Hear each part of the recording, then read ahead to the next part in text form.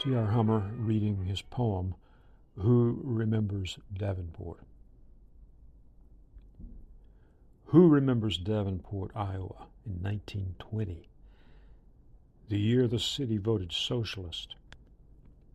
No one now alive could cast a ballot, and the white boy jazzers of Scott County didn't care about the revolution. But they stood on the wharf overlooking the muddy river, waiting for a riverboat loaded with music from the red light district of New Orleans. One of them, just 17 that year, had heard it hardest. On the deck of the paddle wheeler, high above the dock and its straggling crowd, a black man lifted his ordinary cornet and blew the world away. No one in all of Iowa knew his name except that young man, who understood his betters when he heard them. That day, he heard it all. And soon he would ride like Armstrong upriver to Chicago on a golden coronet. You want a revolution? Music was his manifesto. The clarity of his tone, musicians said, was like bullets shooting a bell. About this poem, long an aficionado of jazz, from the oldest traditional jazz up to and including free jazz and beyond if it goes there, I have often found subjects in the music and the people who create it. Who Remembers Davenport evokes two jazz pioneers, one white and one black, and centers on the moment when Bix Beiderbecke, then in his late teens, heard the greatest trumpet player in history, Louis Armstrong, an encounter that naturally had a profound effect on Beiderbecke. The transmission of the art across generations and racial boundaries is a source of fascination for me, no matter what the art. But jazz, more than most, has reinvigorated itself many times in just this way over the decades. Perennially reborn, jazz, and most other musical forms, remains for me a central source of inspiration.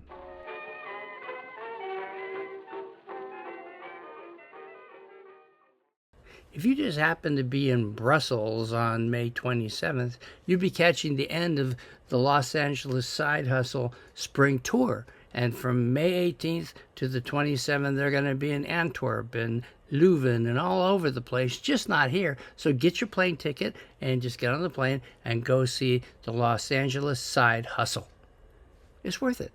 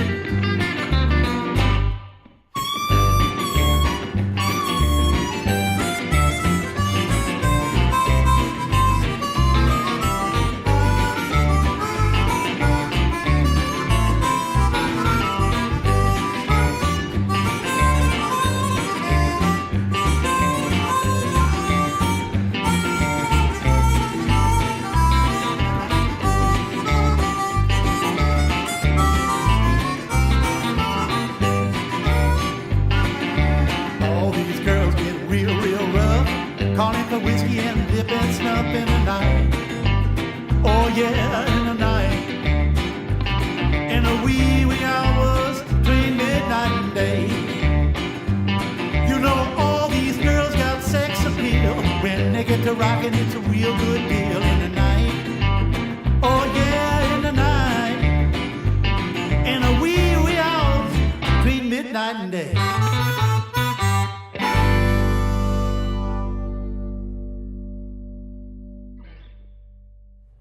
According to our friend Armando Castro, May 15th, which was just yesterday, marked the 60th anniversary of the Rolling Stones coming back to the Swing Auditorium.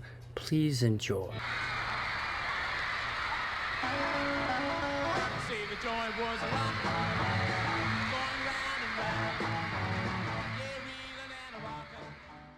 In late May, an article by San Bernardino High School student John Morthland appeared in the local newspaper. Morthland wrote how in 1964, the Stones cut an album which was never released in the United States, but was at least a start in the right direction. It was just an oversight that we didn't try to release it in America, but we still didn't like it that much anyhow.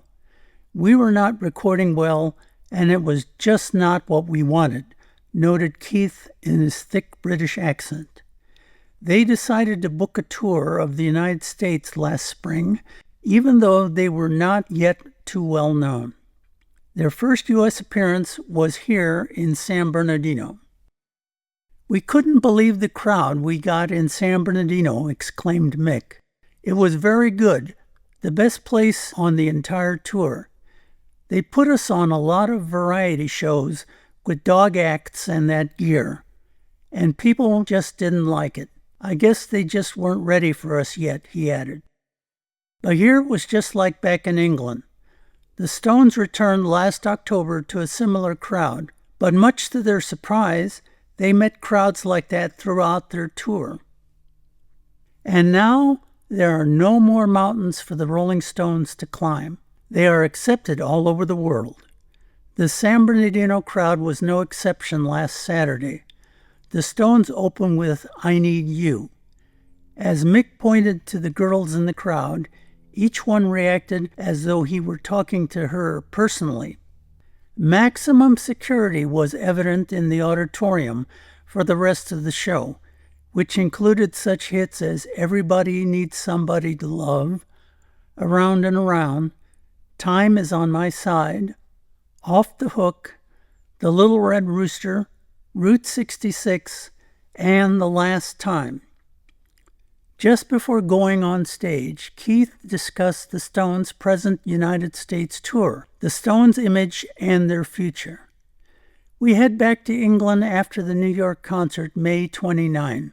In July or August, we'll start filming for our movie. I don't know exactly what it's going to be like yet. I can't say for sure." As for the Symbol of Rebellion label applied to the fivesome, he says, "I don't rebel to get people to come see us. None of us do, although nearly all of us have been rebels since school. Something inside makes me want to rebel." In a May 23, 1965 Daily Sun article, reporter Chuck Perlee couldn't resist pointing out that a May 21st Swing Auditorium barbershop quartet singing exhibition outdrew the Stones concert. He asked, why were there twice as many for the Philadelphia Orchestra as there were for the Rolling Stones? Among the singing groups appearing at barbershops of Pompin were the Osmond Brothers of Ogden, Utah, and the Dapper Dans of Disneyland. In the June 18, 1965 Came Entertainer, DJ Bill Watson wrote, "About 3 weeks ago, Cayman had the extreme pleasure of presenting the wildest wailing group in the biz, the Rolling Stones at the Swing for the third time. Again, they completely broke it up on stage to the delight of about 3,000 enthusiastic screaming fans. While the Byrds were entertaining on stage, I was, of course, backstage talking things over with the Stones.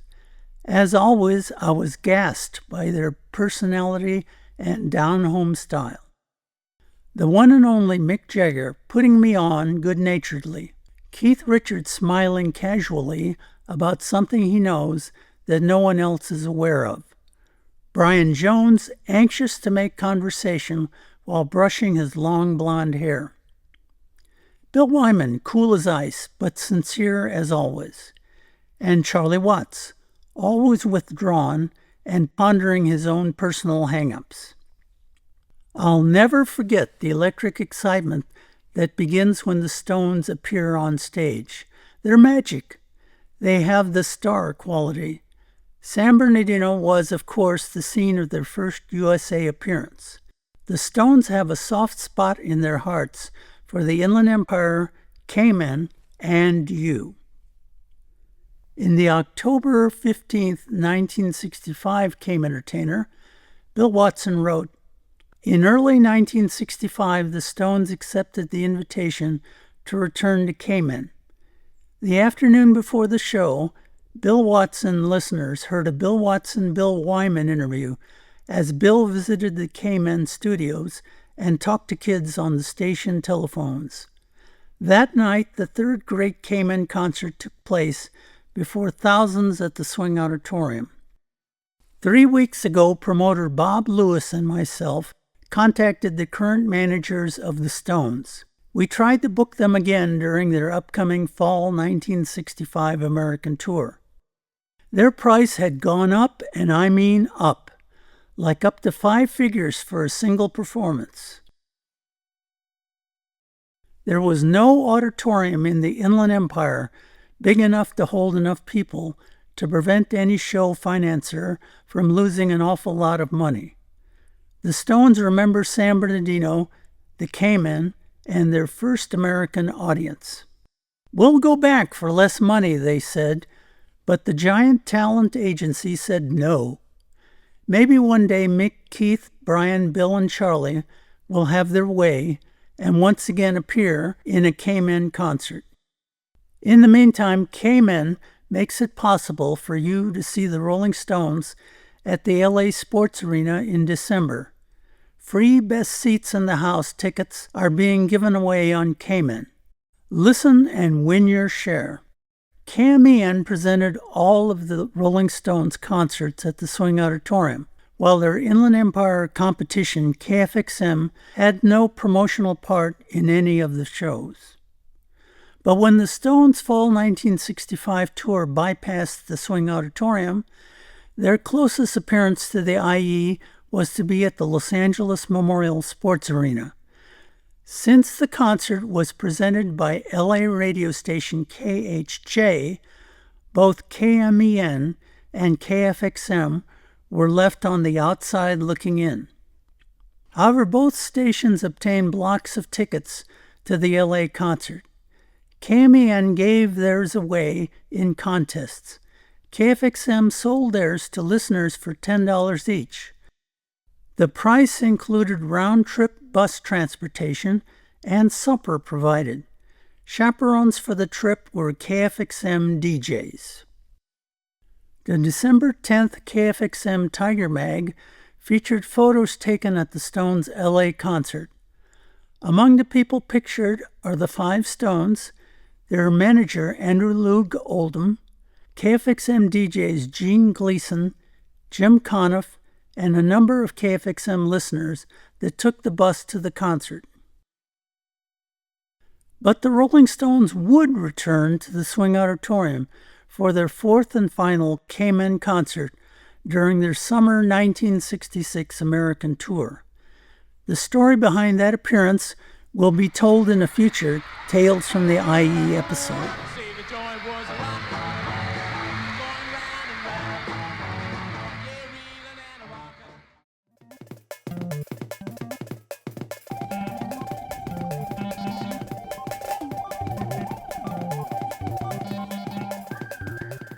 Hey, Phil, just a few bucks a month more than the 2 most popular smaller cars buys a Chrysler.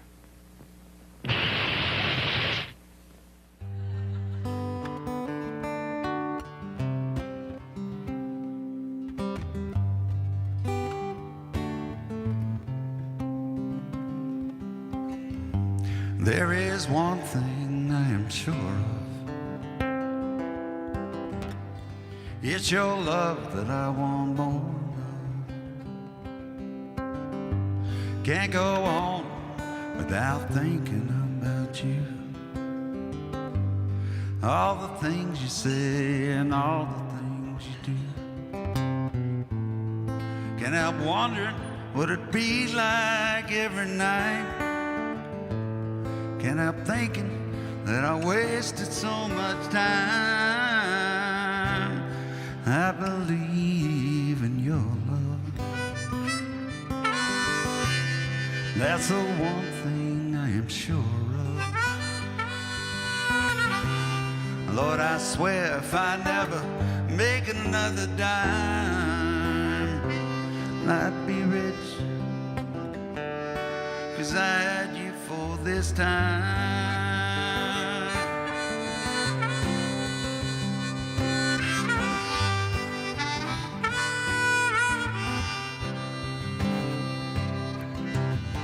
A bullfrog jumps from the side of the log, trying to find somewhere he belongs. Now he don't see what's on the other side. Could be his maker or just the end of the line. There is one thing he will never see: how to unlock the door to life's big mysteries. I believe it's your love. That's the one thing I am sure of. Lord, I swear if I never make another dime, I'd be rich, 'cause I had you for this time.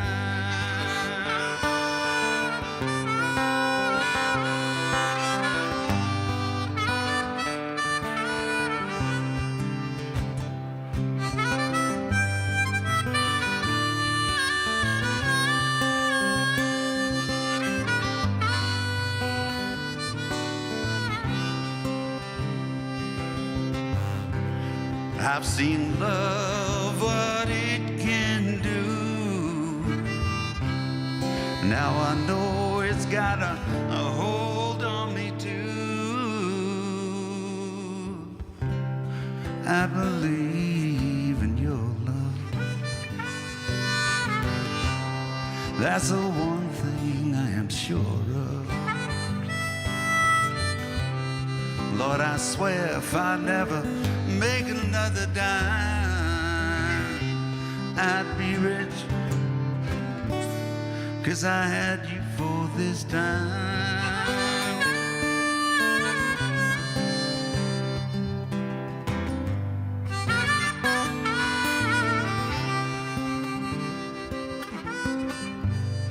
There is one thing I am sure of.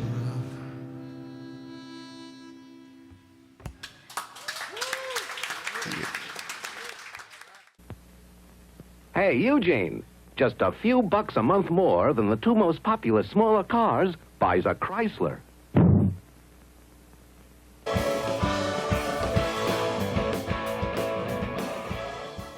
Hi, this is Morst. Welcome forward to another journey via the time machine. Chris has set the controls of the time machine for us to visit a Camper Van Beethoven show that took place in 2013 at Madison, Wisconsin's Majestic Theater on Saturday, the 11th of May. I don't think the place is really all that majestic, but when a band comes in and plays 4 songs of great enduring strength and beauty in under 7 minutes, it mostly lives up to the moniker. I took this video from right where I was standing, I guess, because I didn't bother to show you much of drummer Frank Finero. He's got to be good looking because he's so hard to see. Video evidence shows he performed wearing a hat, but even when Mr. Lowry steps to the side, his tablet device blocks the view of the only camper not playing a stringed instrument on this. Yeah, this is before David was working on his doctoral degree, so he's still Mr. The first 2 songs are slowed down punk covers. The second 2 are Camper Van Beethoven originals. The one is older, one is newer. I'm not sure exactly why they all ended up together, but Camper does play some medleys, and the 3-play of White Riot, Wasted, Shut Us Down gained the R&R Uzbekistan around Bonnaroo 2004, and it's been an option ever since.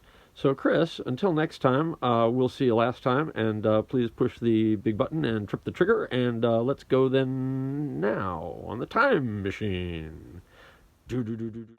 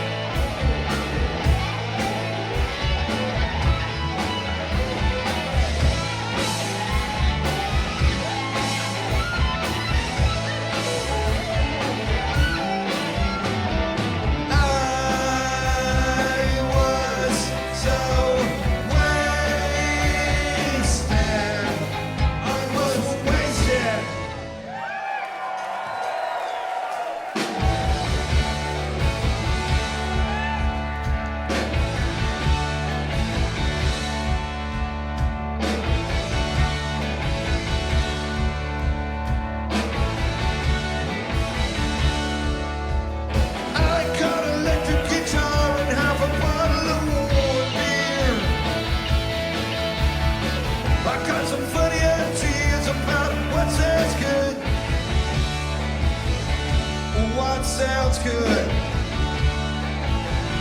Better shut us down. better shut us down. I got a ton of 50 and nothing better to do.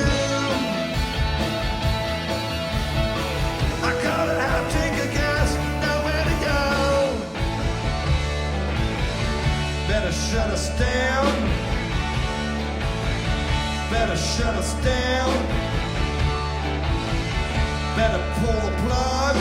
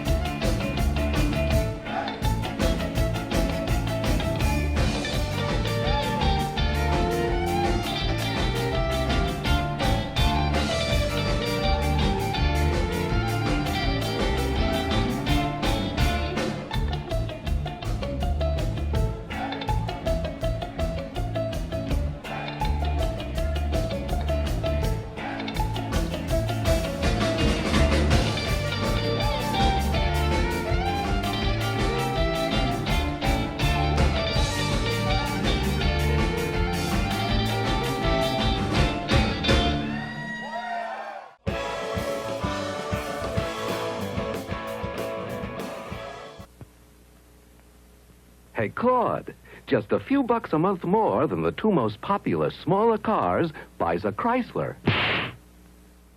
A rare occurrence, The Dangers Live in Riverside, the Packing House Brewery. That's Friday, May 30th, 7:30 we start and we go till about 4 in the morning, so you got to get there early. We'll see you there.